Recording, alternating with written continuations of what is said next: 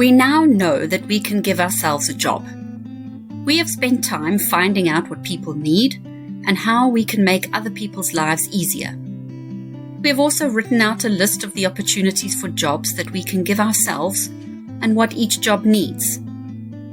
Now it is time to decide which opportunity will give us the best job.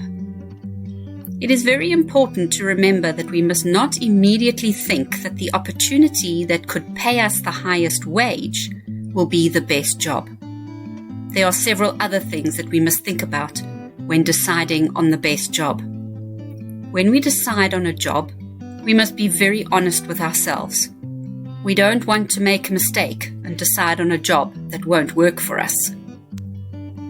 Let's go back to the value chain and look at each part: suppliers, inputs, processors, outputs, and customers. We start at the customers, because if we don't have customers, we won't have a job.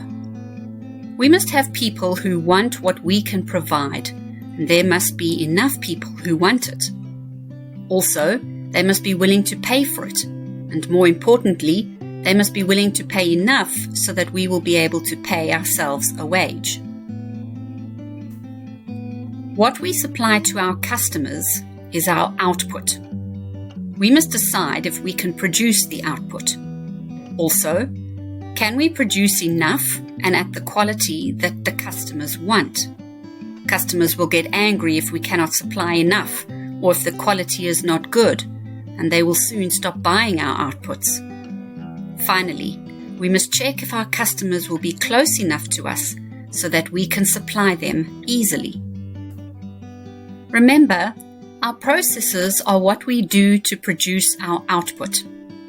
What do we need to do to produce the output? Can we do it ourselves, or can we get someone to do it for us? Do we need any special equipment, or maybe a license for the processes? It's also important to think about where we can make our outputs. Can we make them at home, or do we need to find somewhere suitable? We need inputs to run our processes. Do we have the inputs that we need, or must we get them somewhere else? If we have the inputs, do we have enough to get started? Where can we get the inputs easily if we don't have them? If we don't have the inputs that we need, or not enough inputs, we will need to find suppliers. From whom will we be able to get our inputs, and will they be able to give us exactly what we need? There are many things that we must think about when we decide on a suitable job. By thinking about and answering these questions carefully, it will become easier to decide on a job. It also means that we will be more prepared when we start our job, and there will be fewer unexpected problems later.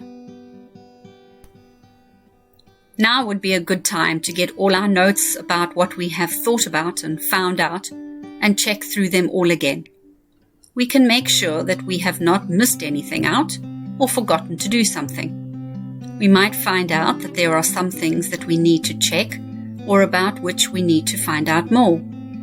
Remember, the more and better we plan, the better our job will be able to pay us a good wage in the future.